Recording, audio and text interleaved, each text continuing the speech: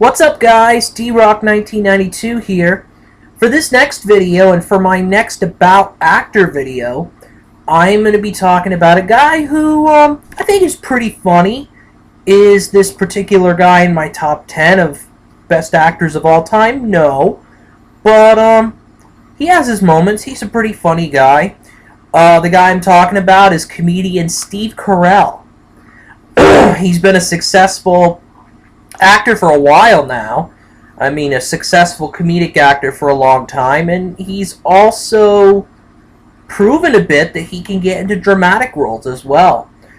He's kind of like a modern-day Robin Williams, I really think, because he can really do those dramatic type roles while maintaining a great comedic presence. So that's something that I like to see. For sure, and I think he's like Robin Williams in that aspect.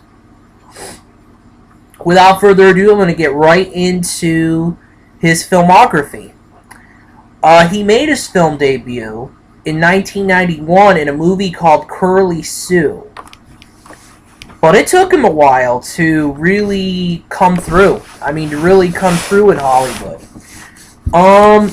One of his first major roles, a supporting role, was 2003's Bruce Almighty, and he stars as Evan Baxter in the movie, Bruce Almighty, with Jim Carrey and Morgan Freeman.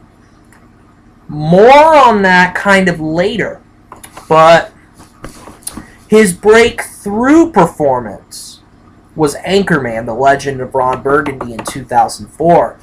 He's one of the best parts of the movie. I mean, he plays Brick Tamlin, the weatherman who is pretty dumb, and his dumb humor really plays well with the rest of the cast.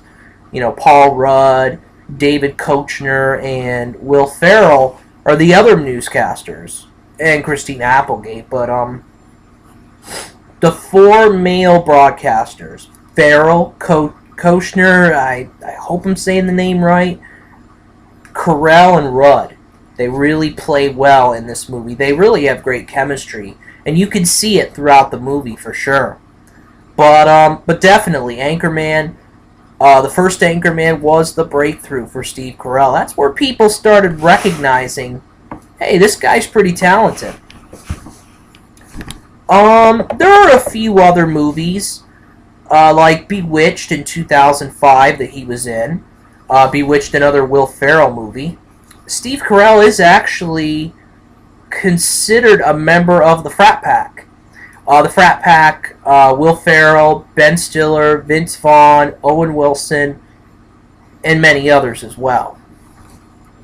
But his breakthrough film, his breakout film, without a question, was The 40-Year-Old Virgin in 2005. And I talked about this one with Seth Rogen a little bit. But this is where Steve Carell really established himself as a superstar. Judd Apatow directed the film, and he had a hand in writing. He had a hand in Anchorman. He saw Carell's performance in Anchorman and approached Carell himself about doing a film together, and that's where The 40-Year-Old Virgin comes into play. The film is pretty much what it says. Carell plays a 40-year-old man who is a virgin, and his friends want to try to get him laid. And I watched the movie a long time ago, and I remember thinking it was pretty good. There is a particular scene in question where he's trying to lose all his hair. He's got a lot of back hair and things like that. And they're trying to wax the hair off him. And few people that, you know, the tape thing, you know, put a piece of tape on the back, on some of the hair, and just rip it off. And it's so funny because Steve Carell really does, you know, he really, when his hair is being taken off, obviously, if you're a man, you know, I've got hairy arms. So if somebody were to take a piece of tape, attach it to that hair, and take it off, I I'd hurt. It would hurt. Well, they did it to Steve Carell's back hair, and he muttered out. He just threw profanity after profanity when the hair was taken off, and it was just so funny. I mean, it's one of the best scenes of that movie, which was a big success, and again, which really brought Steve Carell into the limelight. Made him a star, pretty much. 2007, he comes out with Evan Almighty, and he plays the same character he played in Bruce Almighty. Evan Almighty is a spin-off of Bruce Almighty, and Evan Baxter it's Steve Carell and Morgan Freeman in this movie. By far, Bruce Almighty is the better of the two. And Evan Almighty, probably one of his weakest showings, I think, personally. And I've watched a few Carell movies. I think it's one of his weakest performances. I didn't hate the film. It was okay, but not nearly as good as Bruce Almighty. That one made me laugh. But anyway, he starred in Horton Hears a Who in 2008, the Dr. Seuss movie.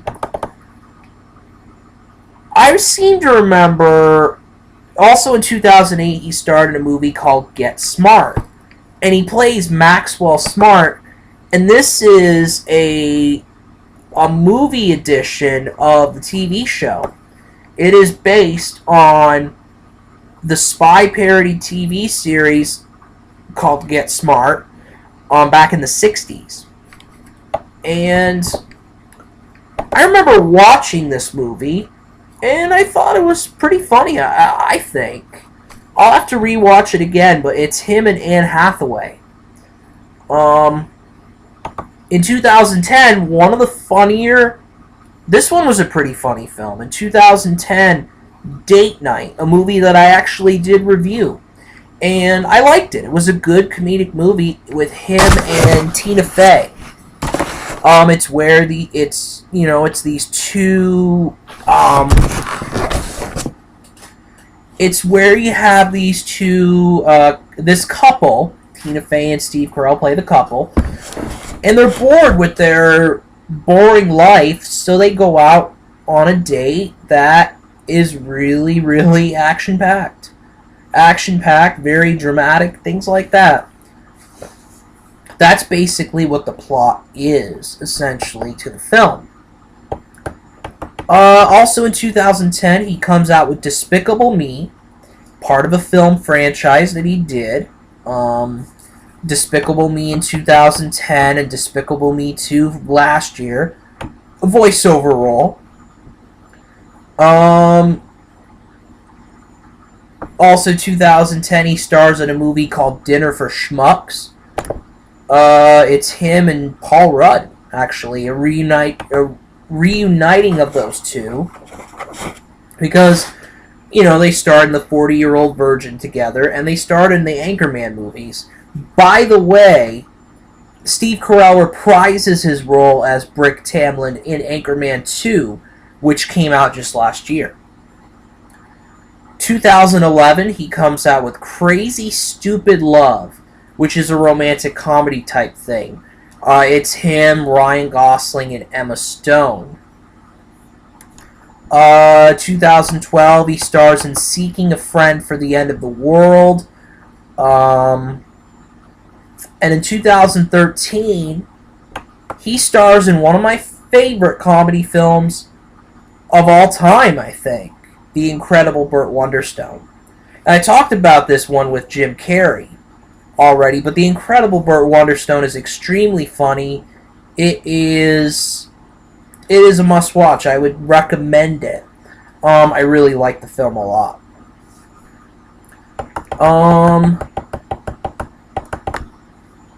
And in 2014, he's actually had a great year in 2014.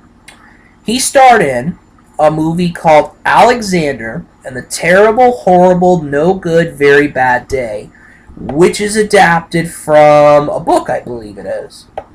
And it was him and Jennifer Gardner. And and the movie itself did pretty decently. It did well.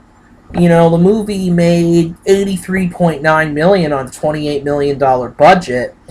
And box office wise, I mean, critically, it did decent, 62% on Rotten Tomatoes. So, that's one of the movies he's done this year. And a lot of people are saying that the role I'm going to talk about next was an Academy Award winning role. A role that really did something for him. And the movie is Foxcatcher. He's in the movie with Channing Tatum and Mark Ruffalo. And they are saying there's a lot of award buzz for this movie for Steve Carell. They say he really did a great job on it, and they're saying he could be nominated for an Academy Award. That would be a great step for Steve Carell, definitely, because like I said, he knows drama. He's done some dramatic roles before, with a twinge of comedy.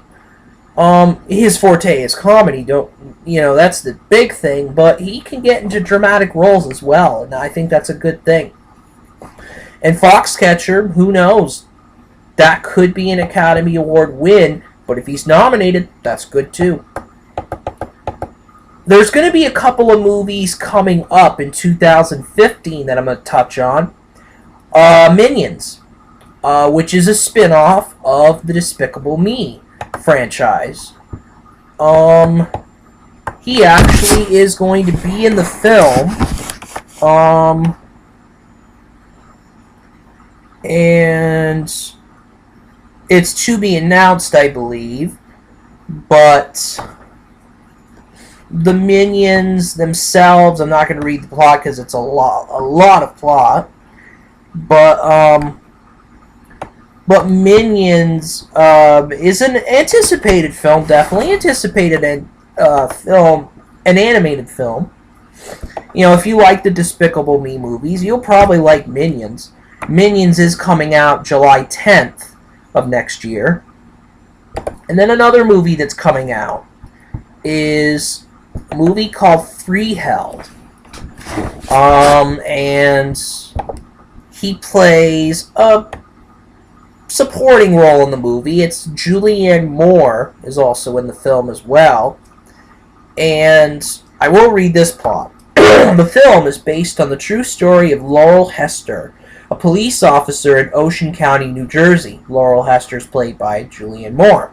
Following her diagnosis with terminal lung cancer in 2005, Hester repeatedly appealed to the county's Board of Chosen Freeholders in an attempt to ensure her pension benefits could be passed on to her domestic partner, Stacey Andre, who's played by Ellen Page. It looks like an interesting movie. It's a dramatic role. Another one for Steve Carell. But that's it on the movie front for Steve Carell. He has those two coming up, and he's had a successful movie career. Now we move on to television. And some notable stuff that he was in. You know, he was actually on Saturday Night Live. He's hosted a few episodes, and he's even appeared in some of the episodes. 15 in total from between 1996 and 2011.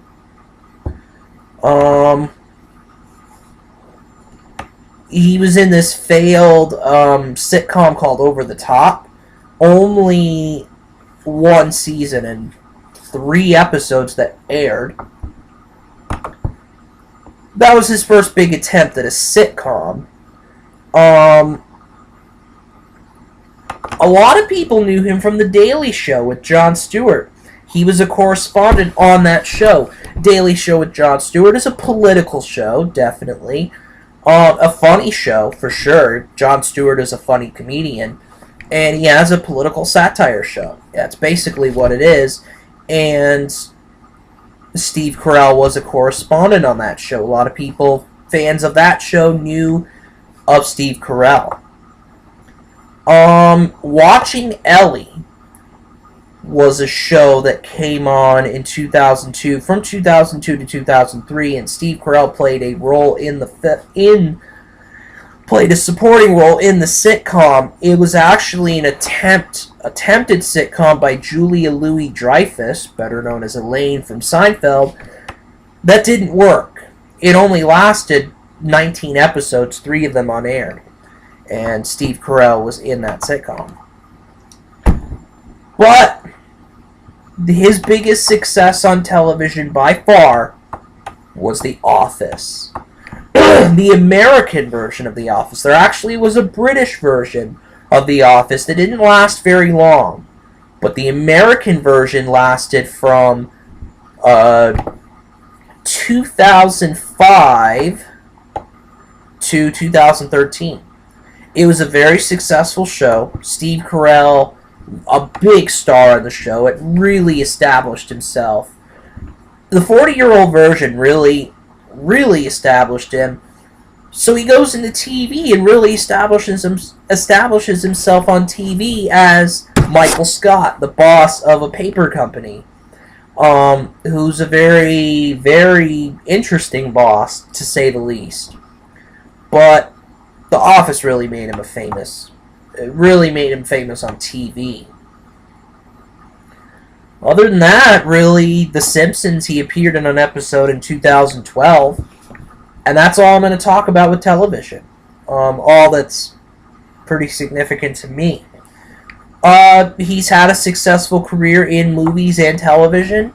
We're hoping, I'm hoping he really does have more of a successful career in the future. Definitely, he's a guy who deserves it. He's one of the good ones. And that's it for my Steve Carell video. D-Rock 1992 out.